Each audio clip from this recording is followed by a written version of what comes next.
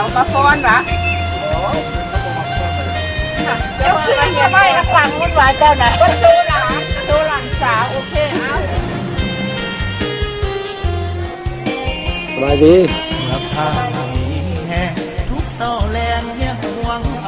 ขายมาเท่าไหร่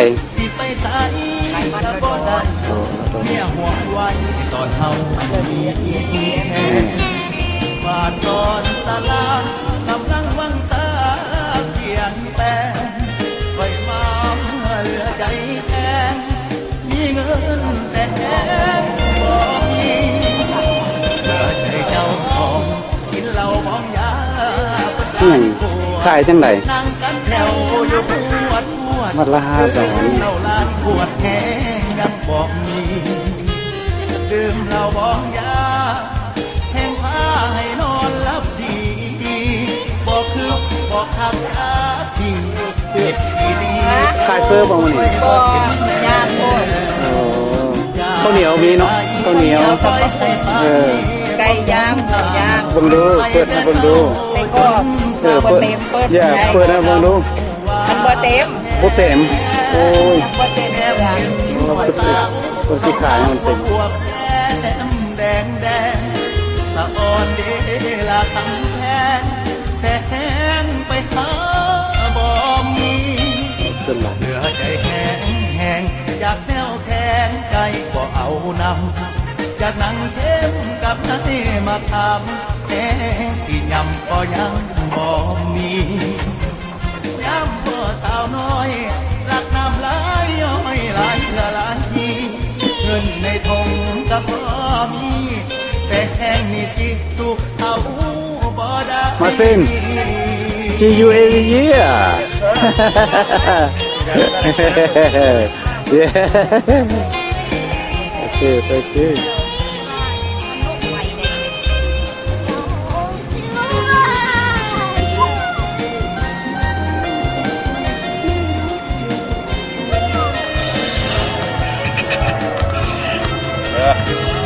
ปีใหม่ตากล้องโอ้สบายดีปีใหม่ครับไปแต่เช้าจนค่ำเมียบ่นำหัวว่าสบายดีสบายดีน้องแบบพาบันแดมแม่ปีใหม่ของแม่เลยโโลกโชคดีเด้อโดนปีนึงเจอกันแค่นึงฝากไว้ในผลงานขึ้นใหม่มากบางแกได้ฟังแล้วบ่อ่ะยังบ่เคยฟังจักเทื่อน้องหม่ำร้องโอ้ได้ยินแต่น้อยเดียวข้อเดียวอีกจักหน่อยมาฟังเต็มๆเด้อบ๊ายบายโชคดีปีใหม่เด้อให้ร่ำให้รวยทุกคนเด้อผู้ไทยฮุบก็ขอให้ร่ำให้รวยเด้อ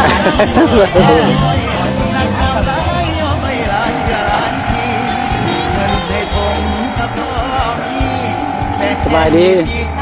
โอ้มีของหลายเนาะมื้อนี้เนาะ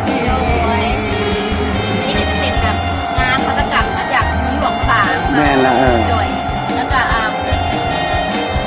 เราจะได้ช่วยเหลือคนที่ว่าเป็นงานระดับทุกคนที่ว่าเป็นมู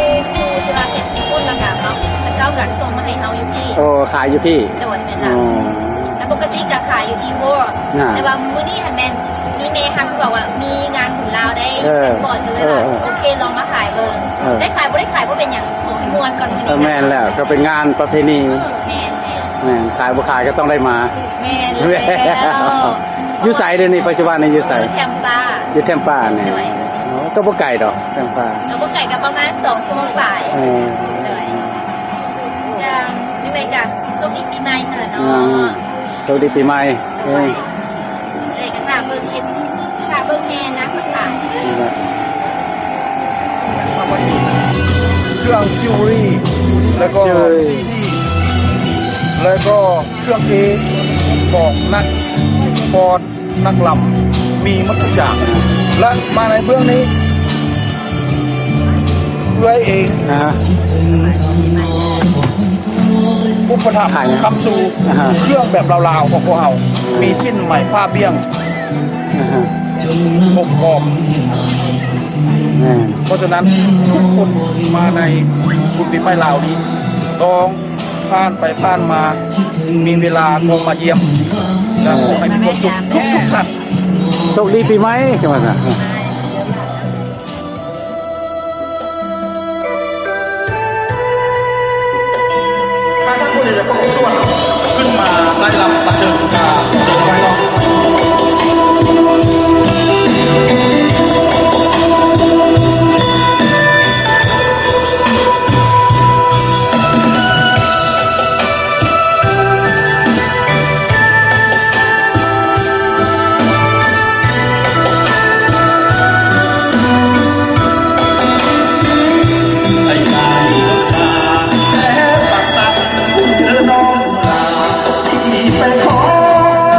เอาสวัสดีสวัสดีปีใหม่ปีหนึ่งพบกันเป็นหนึ่งเอ้ยปีสบาย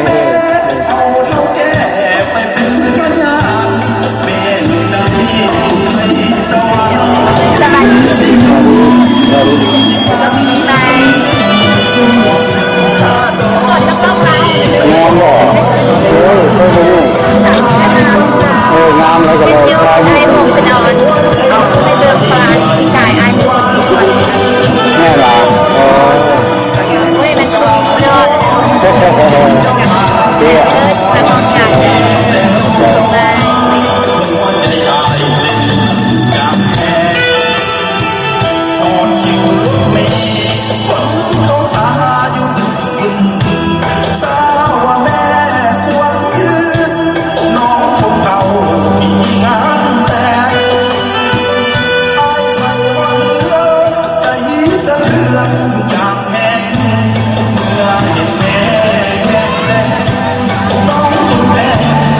วัสดี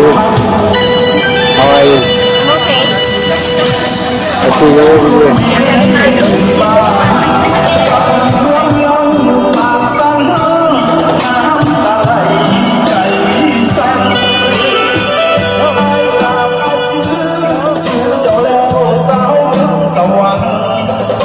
ไอ้บ้าปากสั่นต้มผักต้มแน่ต้มผัดจน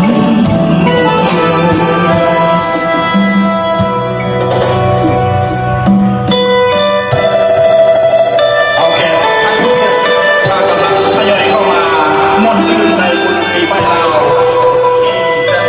วัดดาวรักของเราด้วยเนาะเพราะฉะนั้นเจ้าภาพและกรรมการแล้วก็ผู้ชมเราที่อยู่ในบริเวณนี้ก็ยินดีต้อนรับทุกท่านเสมอไปเนาะ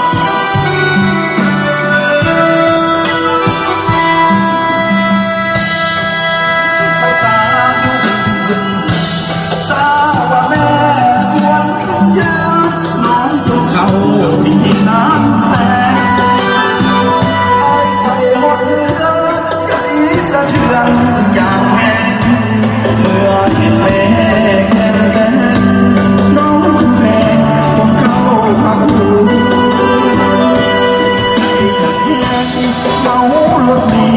ขึ้นมาขับเมื่อปากสั่น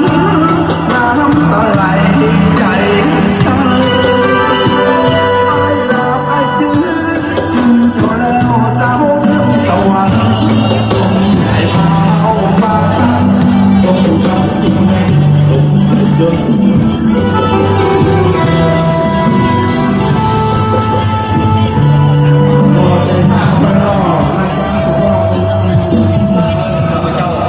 แพงและพ่อแม่น้องของเขาหมดทุกคนและขอขอบใจนำแผนกต่างๆซึ่งว่ามาช่วยเรียกงานวัดของเขาในมื้อนี้เป็นวาระที่ว่าบุญใหม่ปีใหม่ลาวของเขาครบรอบปี2016เข้ามาอีกอันนี้ข้าพเจ้าเองรู้สึกดีใจซึ่งเห็นหน้าพ่อแม่น้องของเขามารวมไม้รวมมือเสียสละเวลาและปัจจัยทุกสิ่งทุกอย่างเข้ามาช่วยเหลือในวัดวาอารามของเขามื้อนี้ข้าพเจ้าเองบ่มีหยังขอให้พวกทานจงมีความenjoy และได้อาหารและการฟังเพลงดนตรีซึ่งแม่คงจะมาบรรเลงเพลงของเขาในมื้อนี้และมีนักร้องจากเมืองลาวของเขาคือนางเพชรบอกชื่อสาวนางโซฟาซึ่งว่านี่ข้าพเจ้าเองก็ขอโทษขออภัยทำยินเป็นว่าติงน้อยจะมาแสดงในมื้อนี้แต่ว่าเราติดขัดอยู่เมืองลาวแปลว่าหนังสือติดขัดเล็กๆน้อยๆจึงบ่ได้มาฉะนั้นข้าพเจ้าขอโทษขออภัยจึงเอาโซฟานี่มาแทนอันนี้มียังกระยาข้าพเจ้าก็ยังมีติ่งใหญ่ช่วยพวกทานชมอีกถ้าติ่งน้อยบ่มามีติ่งใหญ่อีกจะมาช่วยพวกทานในมื้อนี้จนฮอดเวลา9 โมงแรงเฮาจึงจะได้เลิกลากันฉะนั้นข้าพเจ้าเองบ่มีหยังในเวลาปีใหม่ในปี2016นี้ข้าพเจ้าเองก็บ่มีหยังขอขอบมกขอบใจน้ำพ่อแม่ไอ้น้องของเราเบิดทุกคนและทุกแผนกการเป็นต้นเป็นว่าสุภาพสตรี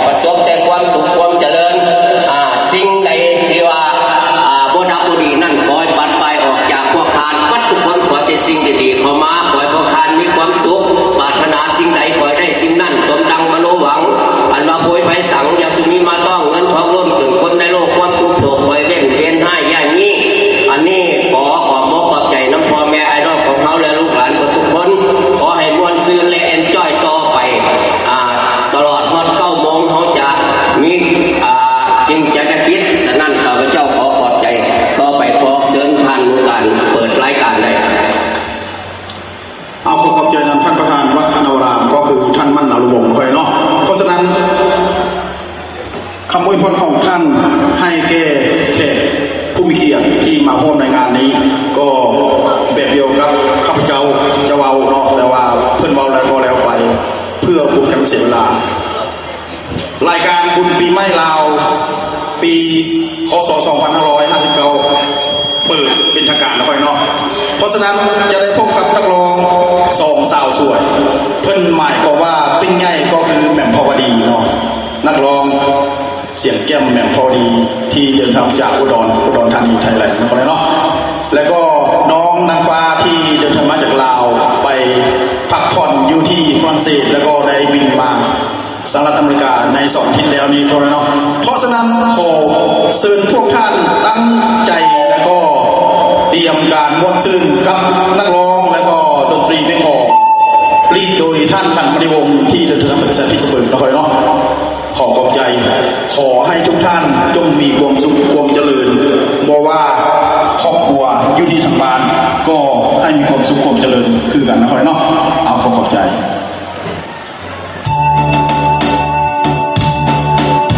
สวัสดีแขกผู้เกียรติทุกท่านเนาะ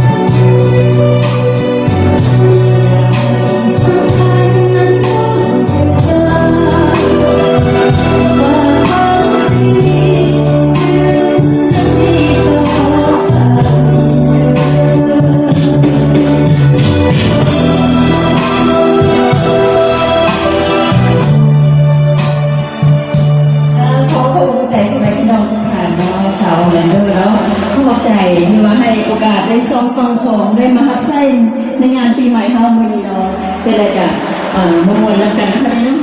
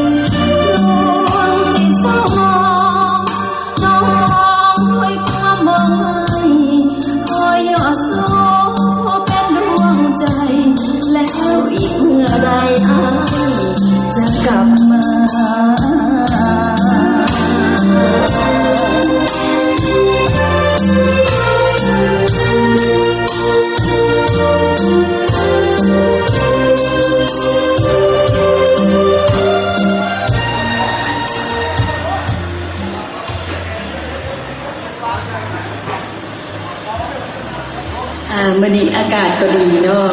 บ่หนาวบ่ร้อนกำลังดีโชคดีเนาะเป็นของพวกเขาเนาะค่ะเนาะ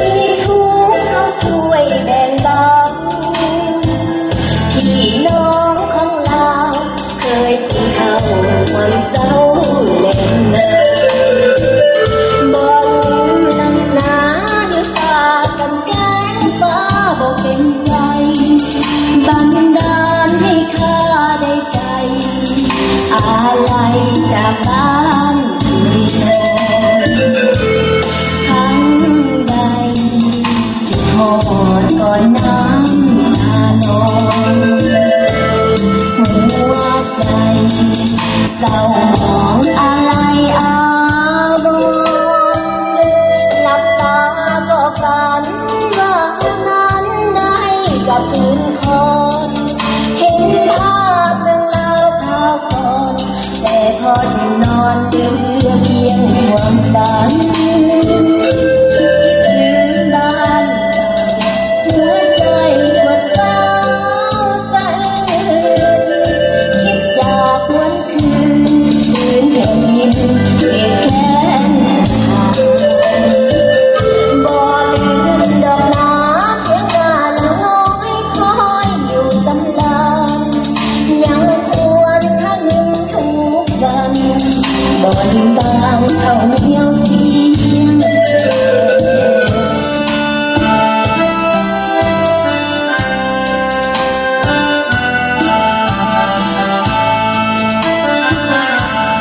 ทั้งใดหอดก่อนน้ำตาหนองหัวใจเศร้าหมองอะไรอาวรณ์หลับตาก็ฝันว่าเขานั้นได้กลับคืนคอนเห็นภาพเรื่องราวข่าวก่อนแต่พอตื่นนอนเหลือเพียงความฝันคิดถึงบ้านเก่าหัวใจปวดร้าวสะอื้นคิดจากวันคืนแผ่นดินเกลียดแค้นหาบ่ลืมดอกไม้เชียงนาหลังน้อยคอยอยู่สำลานยังควรค่าหนึ่งทุกวันบ่ลืมบางเขาเหนียวเสียง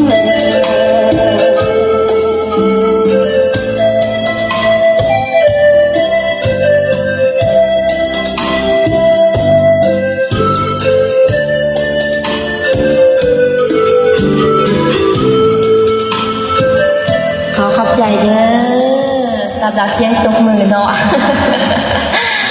อยู่ดีมีแห่งเด้ออายหมดทุกคนเด้อขาน้อยดีมกดีใจมีบุญวาสนาอันสูงส่งเนาะได้มายืนยามท่ามข่าวพาพ่อแม่พี่น้องอยู่ทางฟลอริดาโอ้เพิ่นว่าเป็นมีบุญวาสนาอันสูงส่งเลยเพราะว่าบางคนก็เพิ่นอยากมาแต่ก็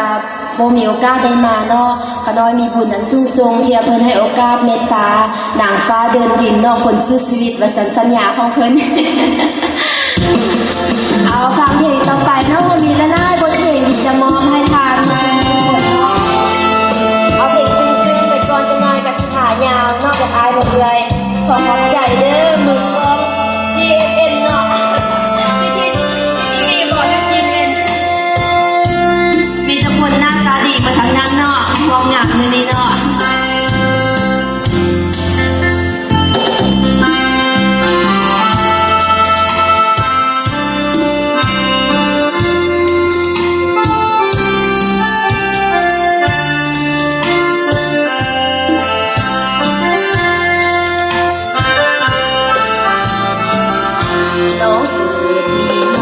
กับคนมีเมีย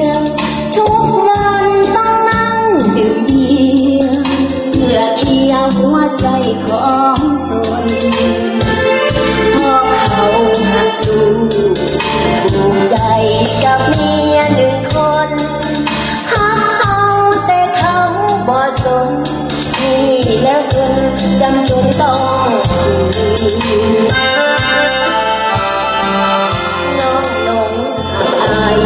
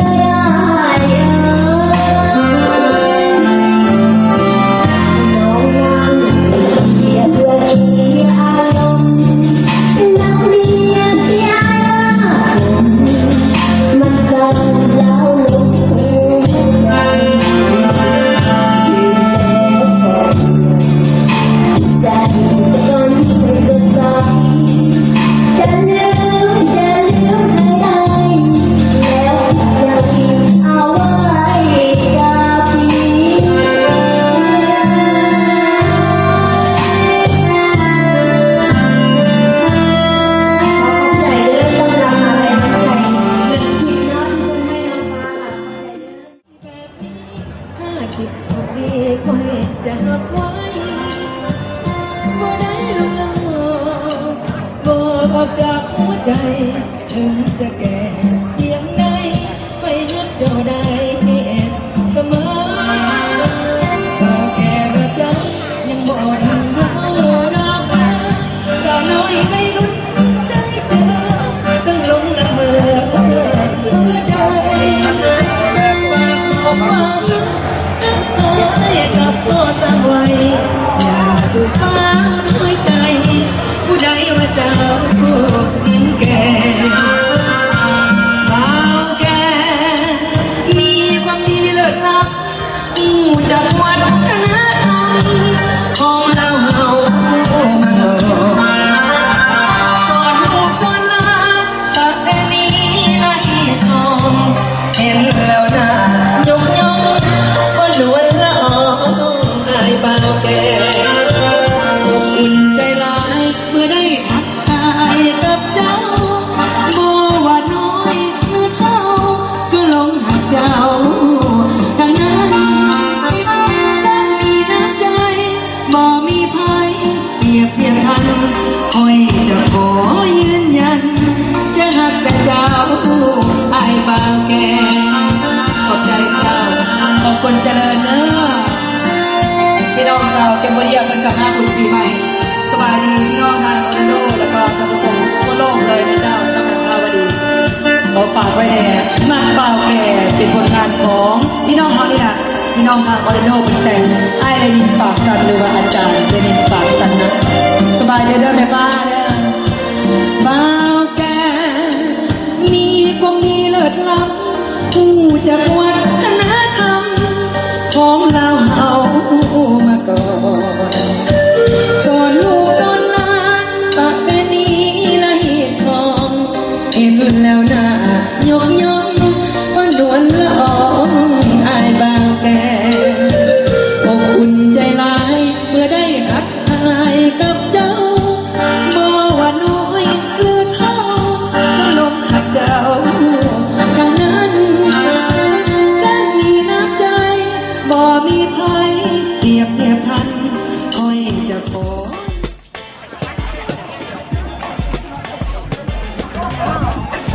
You were? I was wanting to, but love your part. And we'll leave it.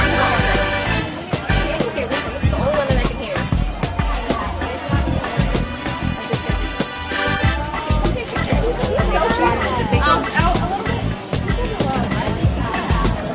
Nana? 1 2 3 4 Why don't you guys? 5 6 7 8 Okay. Really? ไม่ยังอันนี่สุดเลยสุดเผาไทยดำบอกใช่ไหม Hi. จะพูดไทย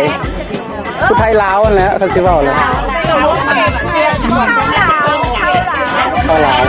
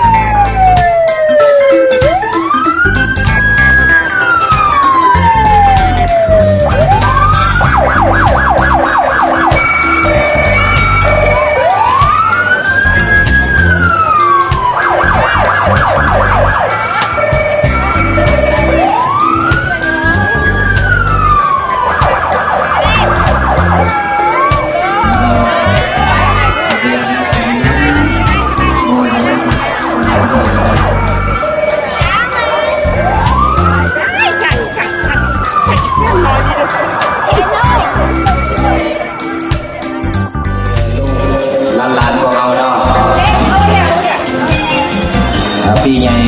จัดให้เป็นระเบียบ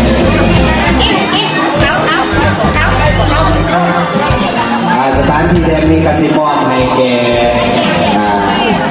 ปีเนี้ยปีมันกลอย 2,900แบบว่า2016เนาะบ่ว่างามทุกคนวันนี้ขอเชิญน้องหลาขึ้นมาเพราะว่าเว้าหลายกับบ่ได้เลยบ่มีสเกจโจบ่ฮู้จักสิเว้าจังไดต่อไปก็ให้เชิญน้องหลาที่มา announcement หรือว่ามาพูดจาเนาะมัดตัวนี้ว่าลาวออร์แลนโดเฮานี่ เอาขอเชิญเนาะเข้ามาสถานที่จงมีความสุขความเจริญทุกประการในชีวิตนะค่อยเนาะและขอให้พวกท่านม่วนซื่น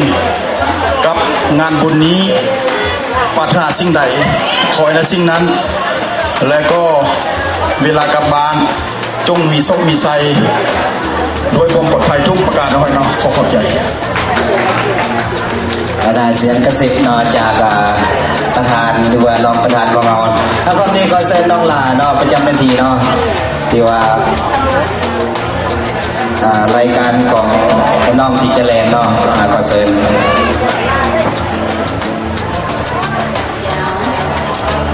Can you place your flowers behind those tables right there? And you young ladies can go sit too.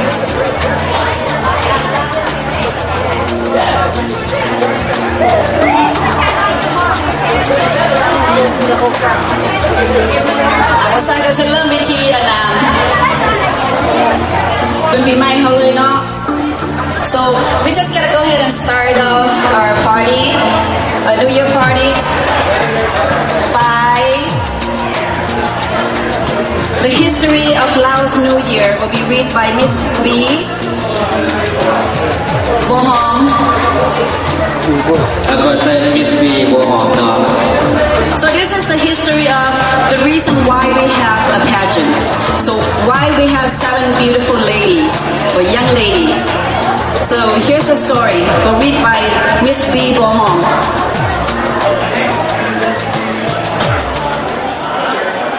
สบายดีปีใหม่เนาะข้าพเจ้าได้ขึ้นมาอ่านประวัติบุญปีใหม่เนาะ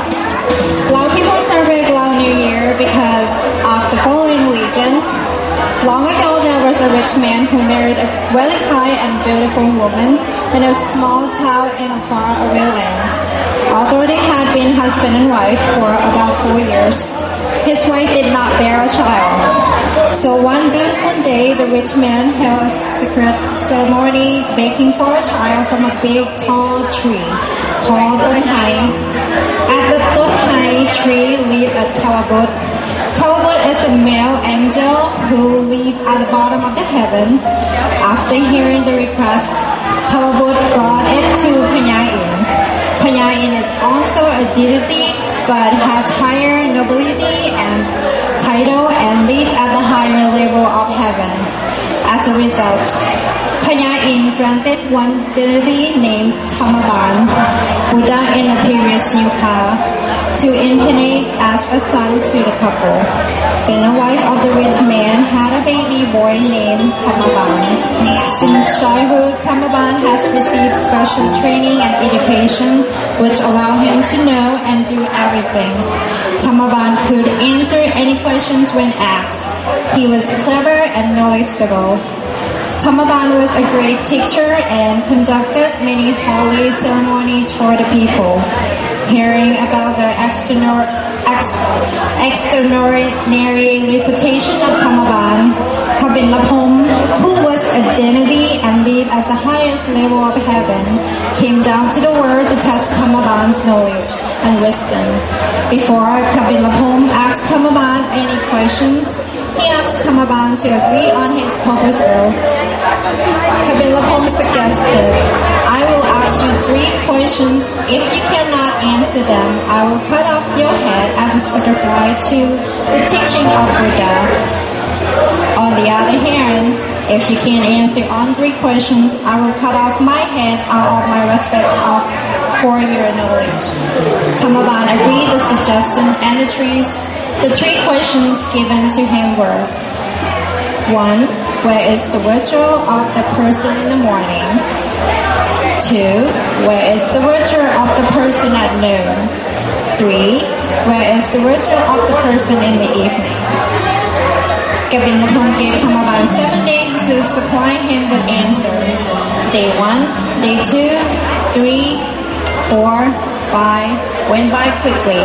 and Tamaban did not find any answer to even one question of Govinda when 6 days alive. Tamaban still could not find the answers. He was so tired of thinking and searching for the right answers. He was so exhausted that when he came upon a big tree in the forest, he took a rest at its foot. As he closed his eyes, he heard 2 excited voices from a far above branch of the tree. At the time, 2 eagles on the branch, husband and wife, were discussing the contest of the Bilapong and Tamaban. Tamaban, who was resting quietly at the bottom of the tree, still had his eyes closed, but he continued to listen to all the 2 eagles' conversation. The husband eagle told his wife that Tamaban would lose the bet for sure, because the questions were really hard and no one on this world knew the answers except the questioner and him. The wife eagle was curious to know the answers to the questions, and she begged her husband to tell her. Without any hesitation, the husband explained the answers to his wife, and Tamaban now knew the answer and went home happily. On the following day, the 7th day, Tamaban and Kabilapong came face to face again, and Kabilapong asked for the answer. Tamaban answered, "In the morning, the person virtue is on the face, because when a person wakes up, he or she washes his or her face. At noon, the virtue of the person is on the chest and the body, because he or she put water on chest and take a bath. In the evening, the virtue of the person is on the feet, because he or she washes his or her feet before going to bed." Kabilapong was very surprised that Tamaban was answering all the questions correctly, but he gracefully acknowledged his defeat by agreeing to cut off his head, as his had promised. Because Kabilapong's head was so holy that if it's dropped onto the ground, it could cause fire and burn down the whole world. If his head rose to the air, the land would become arid and parched. The people would die. If his head fell in the ocean would dry up. Therefore, before cutting off his head, he asked his 7 daughters to gather around to receive his construction. "My daughters," he stated, "after I cut off my head, take my head and bury it around the earth exhaust 60 times, and then take it to Kairat mountain. Each year, one of you has to take turns carrying out my head around the earth, and bath it with holy and perfume water to show your respect, loyalty, and thankfulness to your father in order to give rain and prosperity to the earth." When Kabilapong finished speaking, he cut off his own head, and the 7 princesses conducted the procession of their father's head as instructed. And then they were went back to the heaven. This is the birth of Lao New Year celebration and the parade of Masakan. The 7 daughters of Kabilapong were born on each of 7 days. So each year the daughter whose birthday falls on the first day of the new year will hold her father's head and lead the grand parade. In Lao language, Lao New Year is called Bun Pimai, Bun Honam, Water Festival, or Bun Songkran. Thank you so much. ขอบคุณใจ So now you know the story of 7 beautiful young ladies and the story of the last New Year's. So the next will be a performance by Miss Sukur. It's going to be Laos traditional dance for every New Year's that we will start the dance before we have a performance. หลังจากต่อไปเนาะซิมีนักสาวซูเกอร์มาฟ้อนอวยพรปีใหม่เอาขอให้ตั้งใจเบิ่งเด้อส่งเด้อ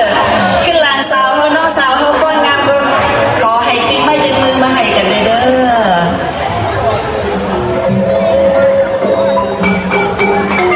Sorry.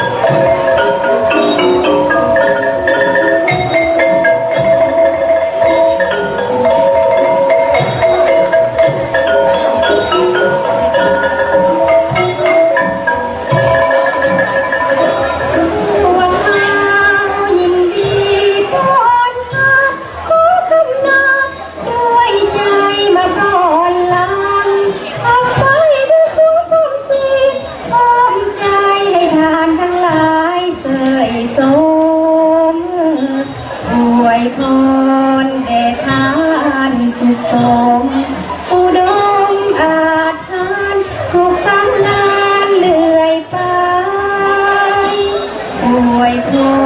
รเดชมาสุขสมอุดมอาถรรพ์สุขสันต์ลานเลื่อยไป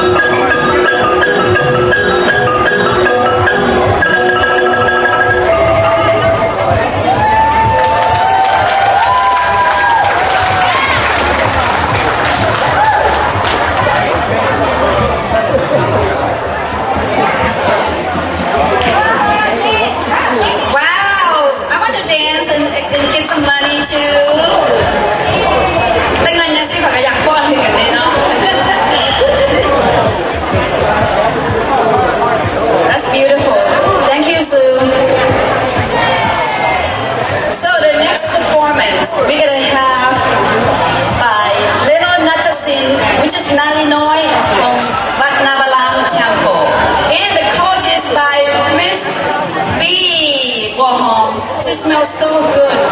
Woo! That's the meaning of Bohong. That means she smells very good. ต่อไปนะคะจะได้รับชมศิลปะการฟ้อนศิลปะของนาลีน้อยของพวกเขาเนาะขอเสียงปรบมือให้นาลีน้อยของแก Are you guys ready? Okay. Thumbs up. Okay. Yes. ขอเสียงปรบมือให้นาลีน้อยของเขาเลยนะ Yeah. Let's go.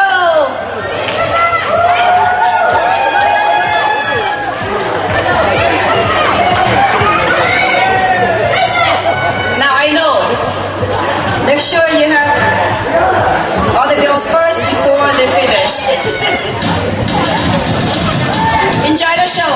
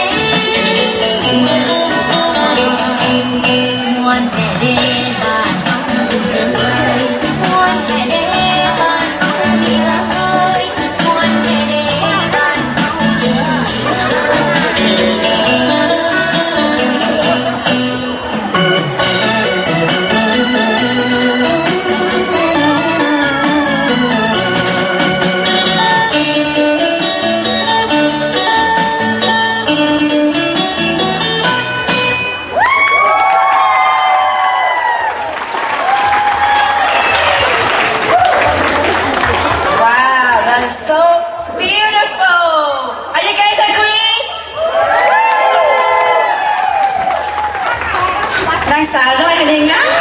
มเนาะฟ้อนก็งาม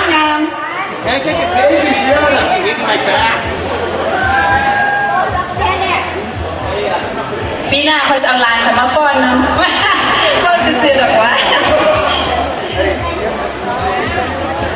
เอาตอนนี้ after pictures bring out your dollar bills or the $100 bill for each kid I'm sure they will have smiled their face to their ears you give them $100 bill yes making sure you sit down ทานคำมั่นนรวงศ์เป็นประธานวัดของวัดนวารามเนาะ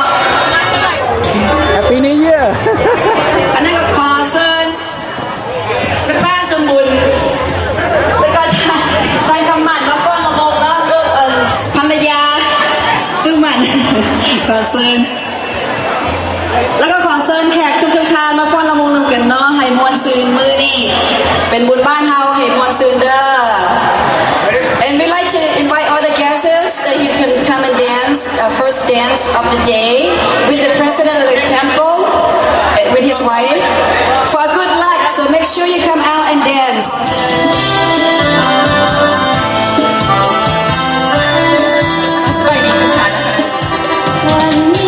วันนี้ปีใหม่เอามา เอาใส่ให้สุขสำราญและสร้างแดนนี้ให้เป็นแดนสวรรค์สร้างแดนนี้ให้เป็นแดนสวรรค์มาพร้อมรักกันฉลองวันปีใหม่ความทุกข์ที่เคยประสบก็อย่าได้พบเอิญอีกต่อไปสูญสิ้นไปเสียสิ่งที่เศร้าหมองใจสูญสิ้นไปเสียสิ่งที่เศร้าหมองใจดวงสีวิไลจงได้มาแทนที่ มีหายิ่งทุกอย่างอย่าส่งไปเลยครั้งเดียวหนึ่งทีวันนี้เลิกงามยามดีวันนี้เลิกงามยามดี เอามาสวัสดีสวัสดีปีใหม่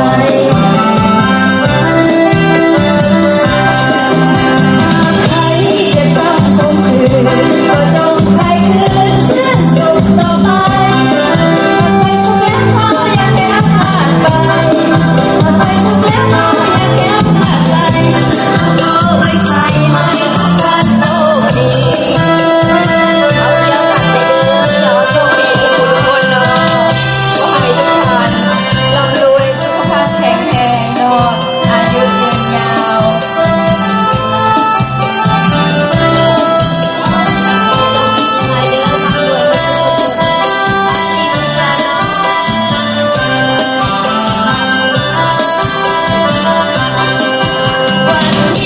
วันนี้ปีใหม่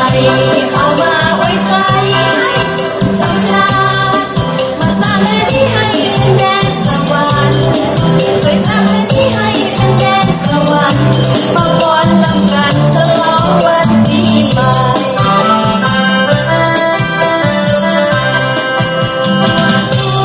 เคยประสบก็อย่าได้พบอันเกินอีกต่อไปไม่เสียสิ่งที่เศร้าหมองใจสูญสิ้นไปเสียสิ่งที่เศร้าหมองใจสีวิไลจงได้มาแทนที่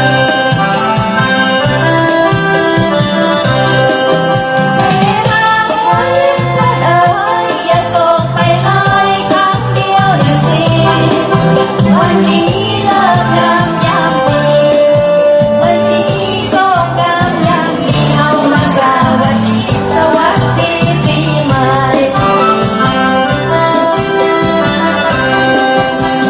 ใครจะจำคำคืนก็จงไปคืน สิ้นสุดต่อไปหากไปสุขแล้วขออย่าแอบผ่านไปหากไปสุขแล้วขออย่าแอบผ่านไป เราก็ไว้ใจให้ทุกท่านโชคดี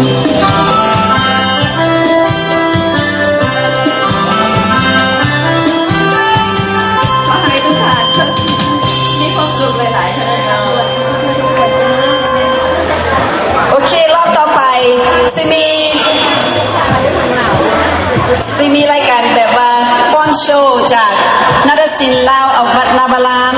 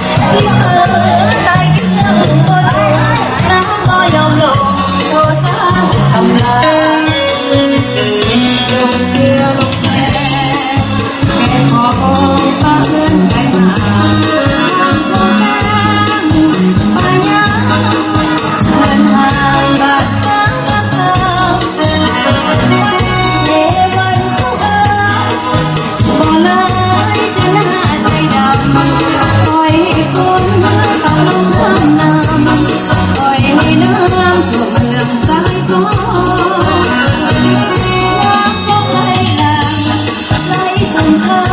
นั้นเข้าบ่มีพี่น้องต้องหลบไปหนีแสนเต็มที่น้องพี่น้องขออ้อนเทวานาเธอช่วยปกป้องพี่น้าอย่าให้น้ำนองอย่าให้น้ำทองอย่าให้เดียถ่ายทุกครั้งนี่ก็คือหลายแล้วนะ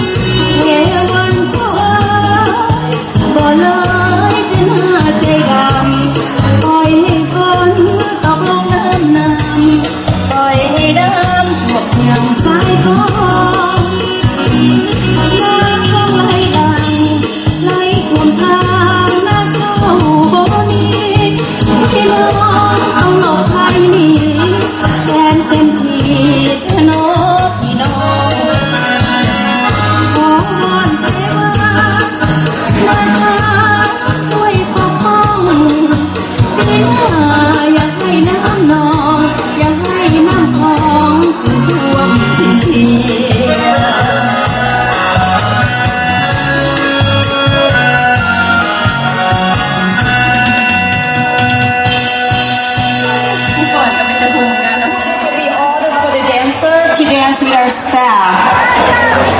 May I have all the young ladies and little ladies come out to the stage, please.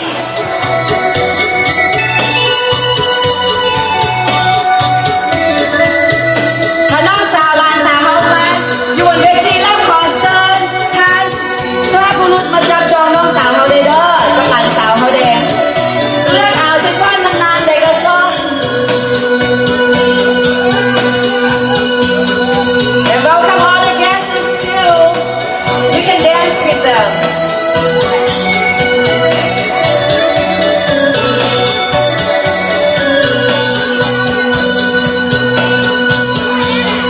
We have 14 ladies, so we need 14 men. เอ้ยครับเจ้า พอถูกมันเป็นแค่คนรู้จักเลื่อนเป็นคนรักไม่ได้สักที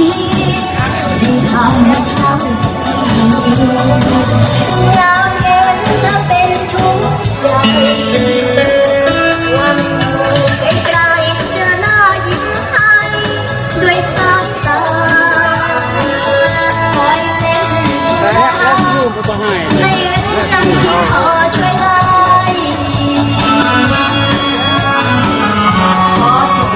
เอาที่ต้องเปิดทางและมีบางครั้งที่เคยขัดใจ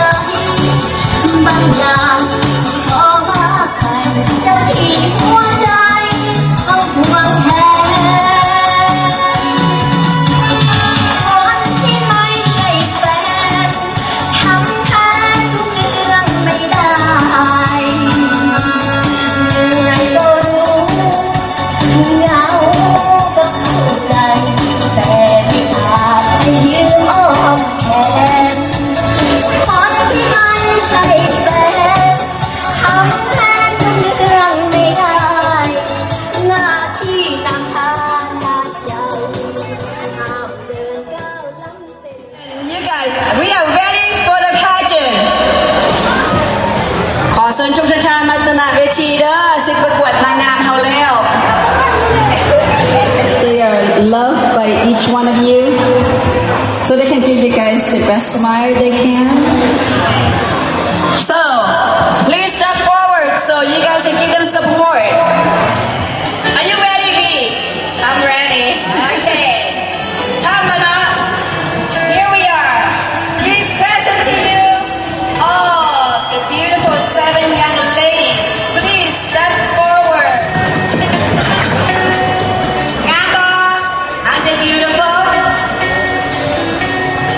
กองเลยเด้อไอ้ดังให้กำลังใจ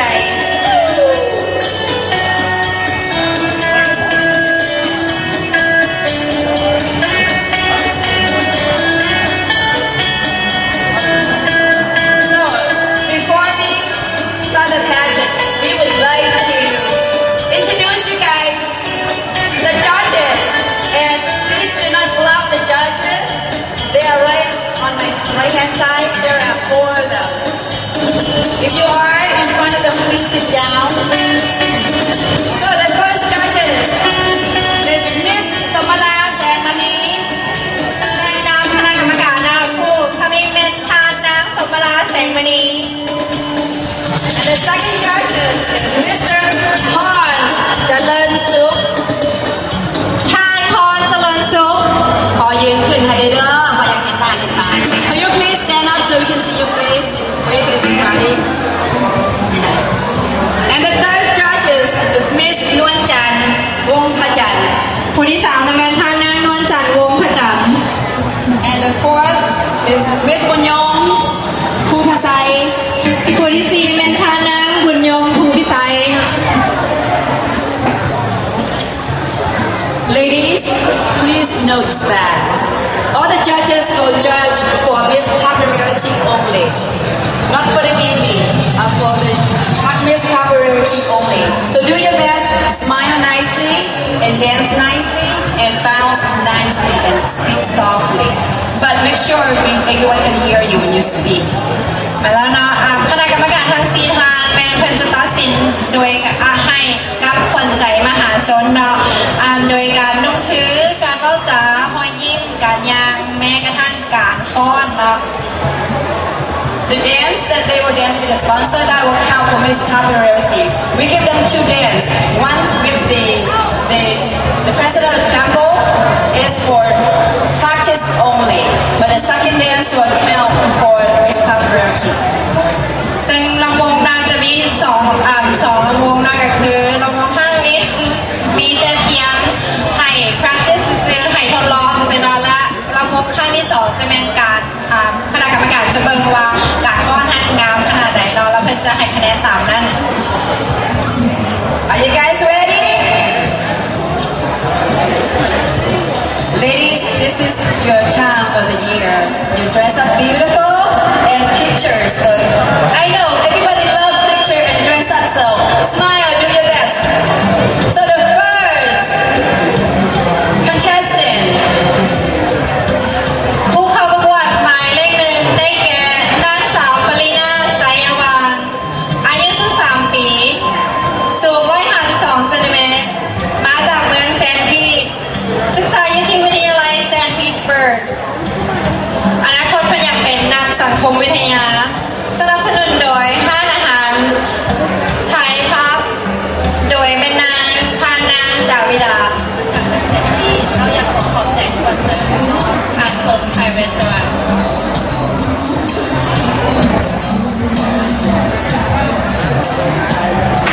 This is Miss Kalina Sayava, 23 years old, 5'1", from St. Pete, studied at St. Petersburg College, major in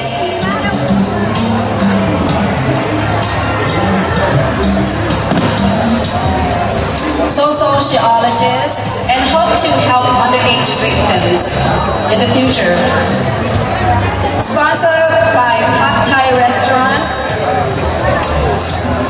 and her hobby is to clean the house. Don't you like the ladies who like to clean the house to be your wife? I know you guys do. And she loves to practice math.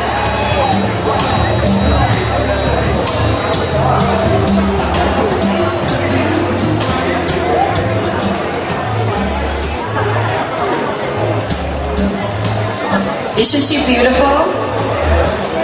Come on, you guys can do better than that.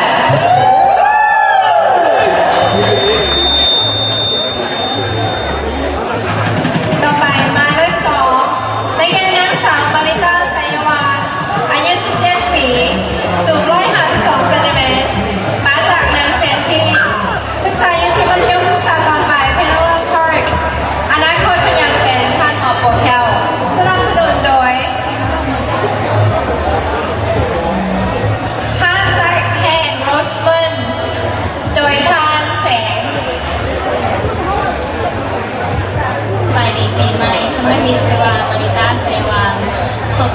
ผู้สนับสนุน Roseman Cleaner Oh I told you I have seen my phone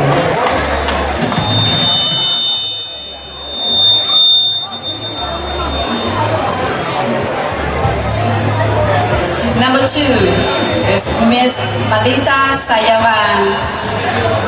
She is 17 years old, 5 foot in height, from Sinki, studied at Kalina Park High School. Future goal is to become a dentist, so you have bad teeth, you can go see her in the future. Sponsored by Roseman Cleaner.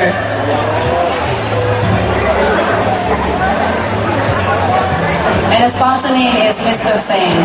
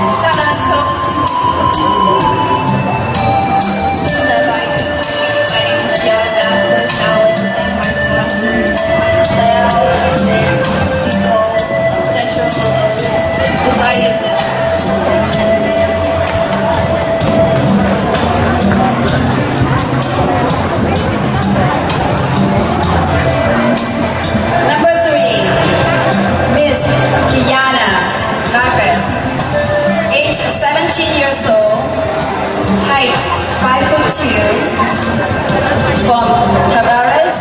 study at Tavares High School. Future goal is to become a physical therapist. Sponsored by the Laotian Benevolent Society of Central Florida. So, in future, she'll be a physical therapist if you have backache, neck ache, or any issue with your pain. You're welcome to go see her. Make sure you have her name down so you know.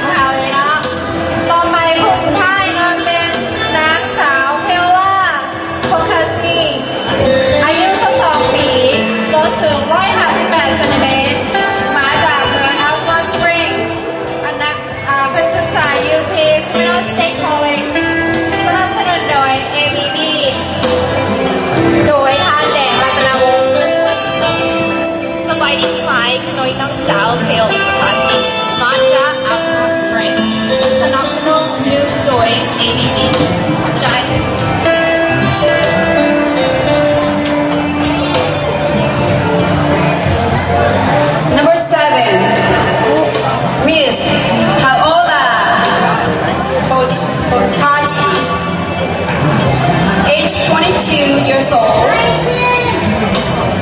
Sweet 16, height 5'2", from Ottoman Spring, studied at Seminole State College. Sponsored by ABB. Present by Mr. Dan and his staff.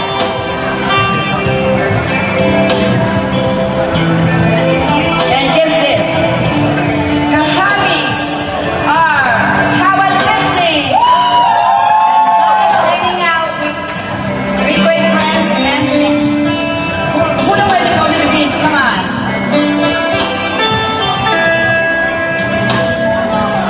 So you like to go to the beach? She's the one you can hang out with.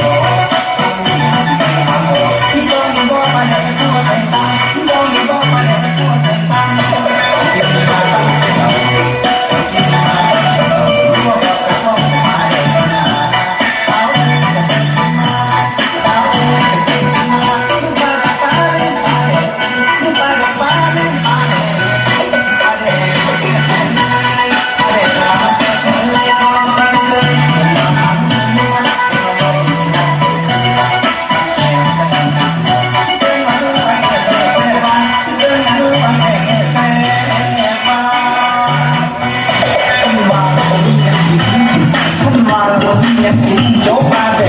จับออกมามีคนเดียวจะเป็นติดแล้วนะมีคนเดียวจะเป็นติดแล้วนะไปกินสูตรก็มีกันนะเรื่องเป็นหนากินก็อยากเศร้าเต้เต้ก็อยากเศร้าต่างบ้านห้องอื่นต่างบ้านห้องอื่นมีคนที่ทำมีคนที่ทำ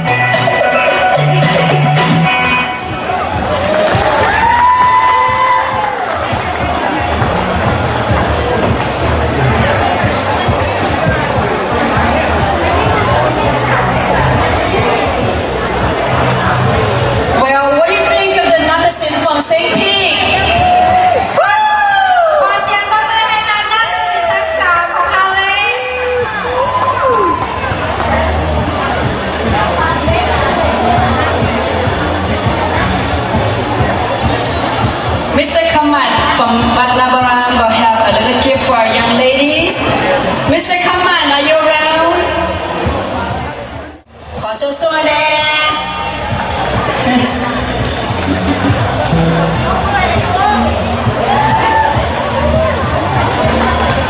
Great job.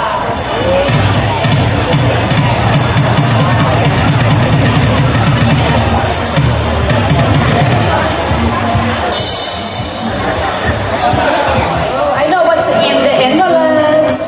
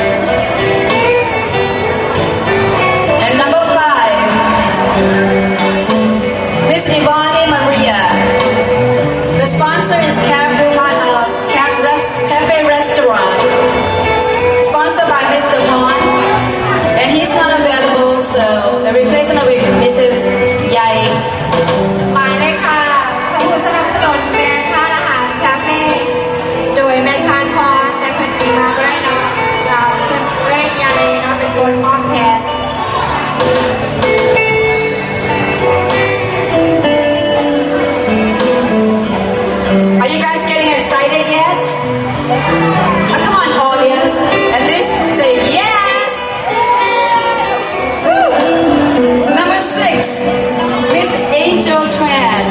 sponsored by Lao Women Association and present by Mrs. Bay. สำหรับหมายเลข6เราสำหรับ Angel Tran ผู้สนับสนุนแทนสมาคมแม่หญิงลาวแห่งรัฐฟลอริดาโดยท่านผู้รัศมีแต่ว่าท่านไม่ได้เนาะท่านนางเบ้เป็นผู้มอบให้แทน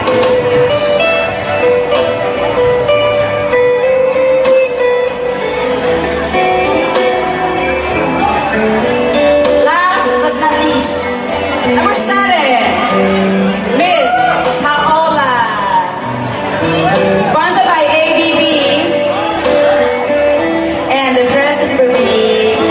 given by Mr. Dan Ratanawong.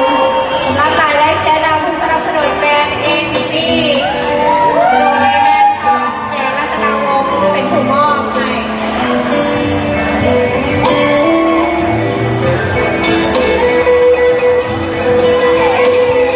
So all the young beautiful ladies are so gorgeous today.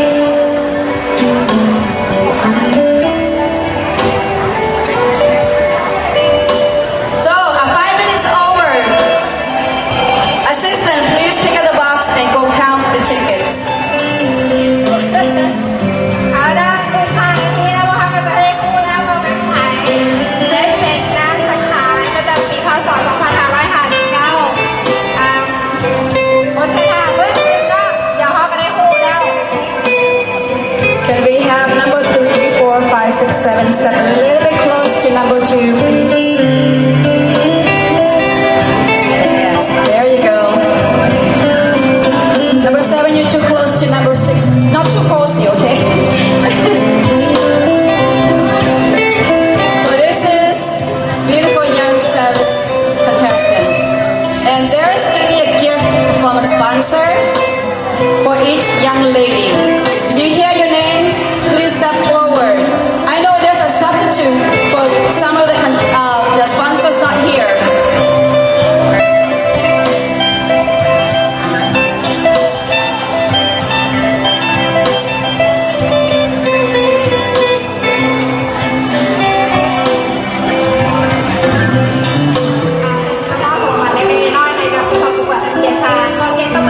Can we give her a big applause, please?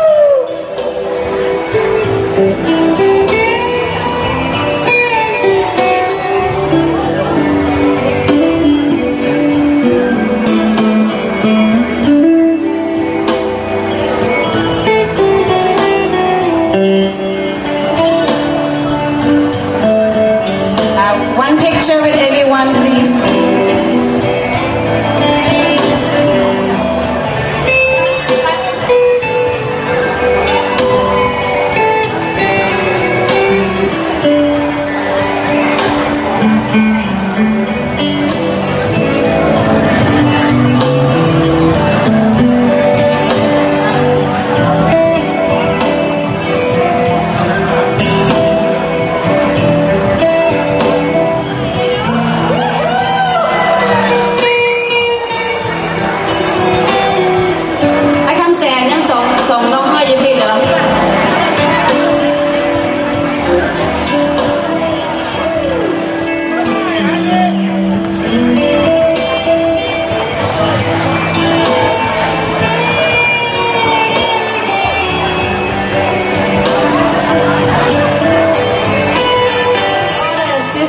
That your name's on the paper that we need to be a helper. When you hear your name, please come to